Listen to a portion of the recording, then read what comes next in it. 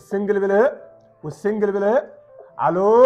الفرق بين الانفلونزا والبرد الاثنين مش واحد.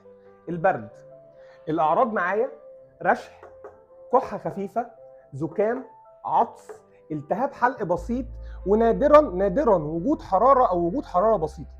اما الانفلونزا فاحنا معانا العرض الاساسي والعرض الاول حراره عاليه، وجود حراره عاليه وصداع شديد، الم عضلات ومفاصل، تعب وارهاق قوي وكحه جافه، وممكن وجود رشح كمان معايا. المده معايا في البرد من 3 ل 7 ايام، اما الانفلونزا فالمده عندي من 7 ل 14 يوم.